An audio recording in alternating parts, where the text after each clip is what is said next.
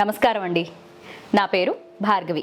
ప్రసన్న కుమార్ సర్రాజ్ గారి కథలు సామాన్యంగా వ్యంగ్యంతో అలాగే హాస్యంతో కూడినవి అయి ఉంటాయి. ఈ పుస్తకానికి సంబంధించి ముళ్లపూడి వెంకటరమణ గారు ఏమన్నారు అంటే, ప్రసన్న కుమార్ గారిది చమత్కారి దారి. చమత్కారం కేవలం మాటల్లోనే కాదు, ఊహల్లో కల్పనలో కూడా. ఈ దారి గులాబీల దారి. పువ్వులు ఉన్నాయి, ముళ్ళు ఉన్నాయి. మంచి హాస్య రచయిత. ఆయన రీతి ఒరవడి పెట్టగల బడి అన్నారు. ఇక శ్రీరమణ గారు ఏమన్నారంటే, ఇందులో ఉన్న 38 కథలు హాస్య వ్యంగ్య ధోరణిలో నడిచినవే. సర్రాజు ప్రసన్న కుమార్ సహజ ధోరణే అది. గొప్ప గొప్ప సందేశాలు లేవు గాని హాయిగా చదివిస్తాయి. ఇక కార్టూనిస్ట్ మోహన్ గారు ఏమన్నారంటే, కథల ప్రపంచం పెద్దది, అందున హ్యూమర్ అంటే డేంజర్. తెలుగు సినిమా లాంటి వల్గారిటీకి, మీలో చక్కని సంస్కారానికి అపీల్ చేసే హాస్యానికి తేడా ఉంటుంది. ప్రసన్న కథలు ఈ పని చేస్తాయి. తెలుగు హాస్యం లెవెల్ పెంచిన సంతకం ప్రసన్న అని అన్నారు. బాపు గారు ఈ కవర్ పేజీ గీశారండి. అలాగే ఇందులో ఉన్న 23 కథలకు కూడా ఆయనే బొమ్మలు గీశారు. మిగిలిన కథలకి బాబా శశాంక్ చిత్రాలు గీశారు. సాధారణంగా మనం పిల్లలు ఎవరన్నా వచ్చి, చిన్నపిల్లలు ఎవరన్నా మన దగ్గరకు వచ్చి క్వశ్చన్స్ మీద క్వశ్చన్స్ అడుగుతూ ఉంటారు, ప్రశ్నల వర్షం కురిపిస్తూ ఉంటారు. కొన్ని చెప్తాం, ఒకటో రెండో మూడో చెప్తాం. తర్వాత ఏమవుతుంది, విసుగొస్తుంది, కసురుకుంటాం. సరే, పిల్లలు కాబట్టి మనకి ఎదురు తిరగలేరు, ఏవి మాట్లాడలేరు. అదే పెద్దవాళ్లే అడ్డదిడ్డమైన ప్రశ్నలు వేస్తూ ఉంటే ఎలా ఉంటుంది? అసలు వాటిని ఏమంటాం? జనరల్గా యక్ష ప్రశ్నలు వేసి చంపిస్తున్నాడు రా అంటాం కదా. సో ఇవాళ మన కథ యక్ష ప్రశ్నలు. మరి ఆ ప్రశ్నలు ఎలాంటివి, అడ్డదిడ్డంగా అని ఎందుకన్నాను, దాని సరళి ఏంటి చూద్దాం. యక్ష ప్రశ్నలు. యక్షరాజు చాలా సంవత్సరాలు తపస్సు చేసి బ్రహ్మదేవుణ్ణి ప్రసన్నం చేసుకుని విమానంపై యక్షలోకానికి తిరిగొచ్చాడు. రాజసౌధం చేరుకునేలోగా తేరిపార చూశాడు. ఏవి విజయదుందుభులు? తనని ఆహ్వానించడానికి ప్రజలంతా బారులు తీరి నిల్చోలేదే? పూలమాలలెక్కడా? కోలాహలం ఏది? మనసు కీడును శంకిస్తుండగా సరాసరి అంతఃపురంలో వాలాడు. రాజసౌధంలో కూడా ఒక్క పురుగు లేదు. ఒక రోజంతా వెదకగా పాత రథాలు, రెక్కలు విరిగిపోయిన పుష్పక విమానాలు లాంటి పాత సామానులు పడేసే గదిలో గడ్డం పెంచుకుని విరాగిలా కూర్చున్న ముసలి మంత్రి మాత్రం కనిపించాడు. ఆయన్ను కుదిపి స్పృహలోకి తెచ్చాక అప్పుడు గుర్తుపట్టాడు రాజుని. వెంటనే యక్షరాజు ప్రశ్నల వర్షం కురిపించాడు. ఏమైంది? నా రాణులేరి? భృత్యులేరి? నా ప్రజలంతా ఏమయ్యారు? ఏ దుర్ఘటన జరిగింది? మంత్రి గాజు కళ్లతో చూసి రాజు యక్ష ప్రశ్నల్ని తట్టుకోలేక ఢబ్బుమని పడిపోయాడు. రాజు కంగారుగా ముఖం మీద కాస్త అమృతం చిలకరించాడు. అప్పుడు లేచి ఓపిక తెచ్చుకుని చెప్పాడు, ప్రభు, మీరు తపస్సుకెళ్ళాక మన వాళ్లకు పని పాట బొత్తిగా లేకపోయింది. మీరిక్కడ ఉన్నప్పుడే చూశారు గదా, ప్రశ్నల మీద ప్రశ్నలు. చెప్పేవాడు దొరికాడంటే చాలు 100 మంది క్యూలో నిల్చుని చొప్పదంటూ ప్రశ్నలు అడగడం. మీరున్నప్పుడు మీకు చేతనైనట్లు చెప్పి వాళ్లను సమాధానపరిచేవాళ్లు అని రాజుగారి వైపు నిష్ఠూరంగా చూస్తూ, మీరు నిజంగా తపస్సు చేసుకోవడానికి వెళ్లారో లేక వీళ్ల యక్ష ప్రశ్నల బాధ నుంచి తప్పించుకోవాలని వెళ్లారో గాని మీరెళ్ళాక నన్ను తగులుకున్నారంతా. ఓపికున్నంత వరకు చెప్పి చివరికి మొండికేశాను. ఇక లాభం లేదని అంతా కూడబలుక్కుని యక్షలోకం నుంచి మాయమై ఆంధ్రదేశంలో మారు వేషాల్లో తలా ఓ చోట తిరుగుతున్నారు ప్రభు. మరి నా రాణులు? అడిగాడు రాజు, ప్రజలు ఏమైనా చావని అనే చిరాకుతో. అడ్డమైన ప్రశ్నలకు జవాబులివ్వడానికి అంతఃపురం రాణులెవ్వరికీ అలుపు సొలుపు లేదుగాని ప్రభు. సామాన్య ప్రజ రాణివాసపు స్త్రీలతో పిచ్చాపాటి మాట్లాడడం విరుద్ధం కదా. అంచేత నగరం అంతా ఖాళీ అయిన కొన్ని రోజులకి రాణులందరూ అంతర్ధానమై ప్రశ్నలు అడిగే వాళ్లను వెతుక్కుంటూ ఆంధ్రదేశంలోనే అక్కడక్కడ స్థిర నివాసం ఏర్పరచుకున్నారు ప్రభు. అన్నట్లు తమరు బ్రహ్మదేవుణ్ణి తపస్సు చేసి మెప్పించారని విన్నాను. ఏం కోరికలు కోరారు ప్రభు? అడిగాడు మంత్రి. నా బొంద, నాకేం కోరికలుంటాయి? ఉత్తినే కొన్ని సందేహాలకి సమాధానాలు కనుక్కుందామని సాలోచనగా చెప్పాడు రాజు. ధబ్బుమని శబ్దమైంది. చూస్తే మంత్రి మరి లేవకుండా పడిపోయి ఉన్నాడు. Scene change. ఈ సరుకులు కట్టి ఉంచు, మళ్ళీ వస్తాను చెప్పి స్కూటర్ స్టార్ట్ చేయబోయాడు అప్పారావు. పచారీ దుకాణం వాడు, సార్ మీరొచ్చేప్పుడు ఇంటి నుంచి గిన్నెలు పళ్ళాలు తెచ్చుకోండి, వాటిలో పోసుకుని తీసుకెడుదురు గాని, అన్నీ రెడీ చేసి ఉంచుతాను అన్నాడు. అప్పారావు ఆశ్చర్యంగా, గిన్నెలు పళ్ళాలు ఏమిటి, పొట్లాలు కట్టి ఉంచు అన్నాడు. పొట్లాలు కట్టాలంటే పేపర్లెక్కడ సార్, ఒక్కో పాత న్యూస్ పేపరు ₹1/2 కొందామన్నా దొరికి చావటం లేదు. ఆ రేటులో కొన్ని పొట్లాలు కట్టామంటే దివాళా తీయాలి సార్ అన్నాడు. అప్పారావుకి మతిపోయినట్లయింది. నీ ఒక్క షాపులోనేనా లేక? నా షాపు ఈ ఊరే కాదు సార్, మొత్తం రాష్ట్రం అంతా ఇదే పరిస్థితి. అప్పారావు మొన్నటిదాకా హోటల్లోనే భోజనం, కొత్తగా శ్రీమతి కాపురానికి వస్తోందని జీవితంలో మొదటిసారిగా సరుకులకి వచ్చాడు. మొన్నొక హోటల్లో స్పెషల్ భోజనం అంటే ₹2 ఎక్కువైనా ఏమిటో అని ఆర్డర్ ఇస్తే విస్తరాకుల బదులు న్యూస్ పేపర్ పరిచి వడ్డించాడు. ఏమిటయ్యా ఇది అని అడిగితే, అరిటాకుల్లో తినడం చీప్ సార్, పేపర్లో తినడమే కాస్ట్లీ, ఈ మధ్య ఫ్యాషన్ కూడాను అని ఇకిలించాడు. పచారీ కొట్టువాడితో, పోనీ వారపత్రికలున్నాయి కదా, అరకిలో చొప్పున కట్టు అన్నాడు. వారపత్రిక మొహం చూసి చాలా నెలలైందండి, బుక్ స్టాల్లోకొచ్చిన మరుక్షణం మాయమైపోతున్నాయట, కొని చదివేసిన వాళ్ళు తిరిగి పకోడీల షాపుకైనా వేయడం లేదు, దాచేస్తున్నారు అన్నాడు. అప్పారావుకి ఈ మిస్టరీ అర్థం కాలేదు. Scene change. ఆంధ్రదేశంలో రోజురోజుకి ద్రవ్యోల్బణం పెరిగిపోతోంది. ఏ సరుకు కొందామన్నా ధర ఆకాశానికి అంటుతోంది. ఇలాగే పరిస్థితి కొనసాగితే నష్టం వచ్చి కొన్నాళ్లకి ఆంధ్రదేశం మూతపడాల్సి వస్తుంది. ఈ వాక్యం చదివితే ఆంధ్రదేశం అంటే అదేదో ఫలానా అండ్ సన్స్ బిజినెస్ సెంటర్లా ఉంది కదూ. కాదు, నిజంగా ఆంధ్రదేశమే. మళ్ళీ సెంటర్ ఇరుగు పొరుగు రాష్ట్రాలన్నీ సుభిక్షంగానే ఉన్నాయి, వాటి వ్యాపారాలు చక్కగా నిర్వహించుకుంటున్నాయి. ముఖ్యమంత్రికి ఏం చెయ్యాలో పాలుపోలేదు. ఏదో నిగూఢమైన మూల కారణం ఉంది. ఏమిటది? అత్యవసర కమిషన్ ఏర్పాటు చేశాడు. ఈసారికి పోన్లే పాపం అని కమిషన్ ఏమీ పుచ్చుకోకుండానే పరిస్థితిని సమీక్షించి రిపోర్టు తయారు చేసింది ఆ కమిషన్. అందులో ప్రస్తుత ఆర్థిక అస్తవ్యస్త పరిస్థితికి ఒకటే కారణంగా పేర్కొనబడింది.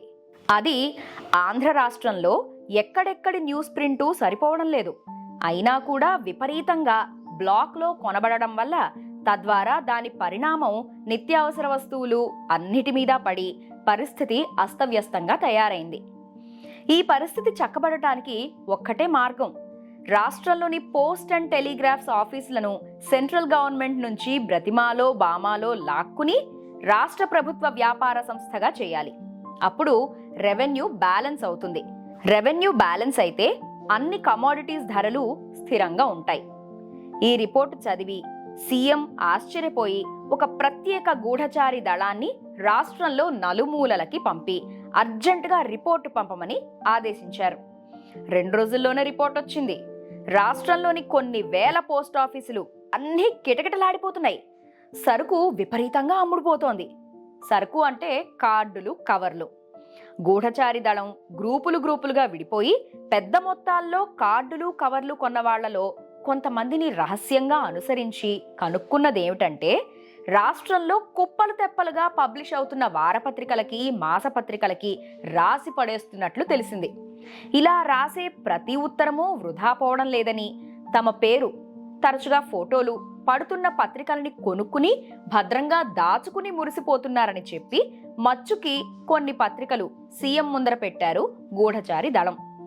ఆయన ఓపికగా అన్నీ తీసి చూశారు.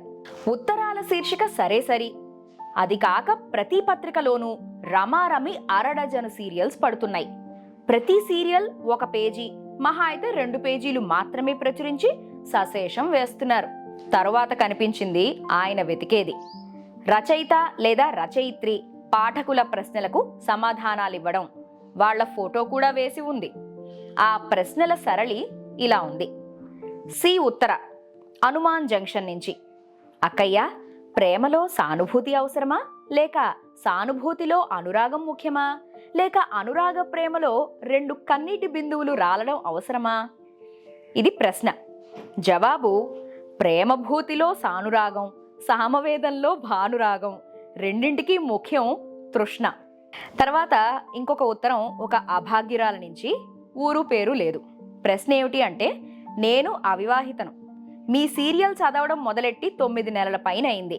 మీ మొదటి సంచికలో స్త్రీ స్వాతంత్ర్యానికి సుఖ సంతోషాలకి అన్ని దారులు వెతకాలని నినాదం ఇచ్చారు. నేనొక అడ్డదారి కనిపెట్టాను. ఇప్పుడు నాకు కూడా నెలలు నిండినయి. మీ సీరియల్ అయిపోయే లోపల నాకు మార్గం చూపిస్తారని పత్రికాముఖంగా ఆశిస్తాను, కన్నీళ్లతో. దీనికి జవాబు, నేను రాసిన దారుల్లో నువ్వెన్నుకున్న దారి ఉండడం కేవలం యాదృచ్ఛికం. సీరియల్ చించుకుంటే బౌండు పుస్తకంలో పడుతుంది. ధైర్యంగా ఉండు. పుట్టబోయే బిడ్డకు ఈ ఆంటీ పేరు పెడతావు కదూ. ఇంకో పత్రిక తిరిగేశారు ముఖ్యమంత్రి. సందు రాంబాబు, మందు శ్యాంబాబు నుంచి ఈ ఉత్తరం. ఊసరవెల్లి పోస్టు. ప్రశ్న: అన్నయ్య, మీ డేరింగ్ డాష్ నవలల్ని మేము, ముఖ్యంగా మా అక్కయ్యలు అమితంగా ఆరాధిస్తాం. మీ ఫోటో పంపుతారా? దాన్ని భద్రంగా గుండెల కదుముకుని వెచ్చటి కలలు కంటూ రోజు నిద్రపోతాం. జవాబేమొచ్చింది దీనికి అంటే, మీ అభిమానానికి కృతజ్ఞుడిని. 2 ఫోటోలు పంపిస్తాను గాని వాటిని మీ అక్కయ్యలకి ఇవ్వడం మర్చిపోకండే. తర్వాతి ఉత్తరం పంపిన వారు కు తూ హలం. రాసింది చిక్కిందరాబాద్ నుంచి. నా పూర్తి పేరు కుమారి తూటాల హలం. సినిమా యాక్టర్ పేరు పెట్టుకున్నాను. నేను 4 పాస్ అయ్యాను. మీ నవళ్ళు నన్ను విజ్ఞానవంతురాల్ని చేస్తున్నాయి. మీకు నా కృతజ్ఞతలు. మీ కలం ఎంతో బాగుంటుంది. మీ కలాన్ని మీరు ఏ సమయంలో వాడతారు? పగటిపూట, రాత్రా అన్నది ప్రశ్న. దీనికి జవాబు, మీ ఉత్తరం నాలో కోలాహలాన్ని, హాలాహలాన్ని రేపింది. నా కలానికి రాత్రి పగలు భేదం లేదు. దగ్గరలోనే ఉన్నారు కదా, స్వయంగా వస్తే చూపిస్తాను. ముఖ్యమంత్రి చిరాకుగా వేరే పత్రిక చూశారు. ఒక సోదరి, అతను మళ్ళీ మాట్లాడకుండా వెళ్ళిపోయాడు. నాకు తల కొట్టేసినంత పనైంది అని రాసింది. దానికి జవాబు, జలపుష్పాలెప్పుడూ సుగంధ పరిమళాల్ని వీచలేవు. తర్వాత మళ్ళీ 2 సంవత్సరాల తర్వాత తిరిగొచ్చాడు. నాలో తీవ్ర సంక్షోభం చెలరేగిందని గ్రహించాడు. నేనేమీ మాట్లాడలేదు. నాకెన్నో నెల అని అడిగాడు. దీనికి జవాబు, పరిణామక్రమాన్ని గ్రహించలేని ప్రబుద్ధులు అప్పుడు ఇప్పుడే కాదు, ఎప్పుడూ ఉన్నారు, ఉంటారు. తర్వాత, నా కడుపులో బిడ్డకు తండ్రెవరని అడిగాడు. నువ్వే అని చెప్పలేదు. చెప్పినా ప్రయోజనం ఏముంటుంది? జవాబు, జూలియస్ సీజర్ కాలంలో జనరల్ ఆర్మీకి ఒక హై కమాండర్ ఉండేవాడు. అతని పేరు గ్రీజరిన్ రోమియాకో అనుకుంటా. యుద్ధం నుంచి తిరిగొచ్చి తన కన్న కొడుకునే ఖడ్గంతో నరకబోయాడు. మళ్ళీ, నాకు దారి తెలియడం లేదు. అంతా అగమ్యంగా ఉంది. కుట్టుపని పాఠశాలలు ఎక్కడున్నాయో చెప్పి కాస్త పుణ్యం కట్టుకోరు? జవాబు, మీ ఊళ్ళోని ధర్మ సంస్థల్ని, వారు నడిపే సత్రాలని ఆశ్రయించండి. ఏదో దారి దొరకపోదు. ముఖ్యమంత్రికి బీపీ పెరిగింది. ఒక పత్రికలో కాకి పిల్లలు శీర్షిక కింద చిన్నారి బాలల ఫోటోలు కొన్ని వేశారు. చివరగా ఇంకో పత్రికలో శీర్షిక, అడక్కపోయినా చెబుతా. పి చుంచు లక్ష్మి. కలుగు పోస్టు.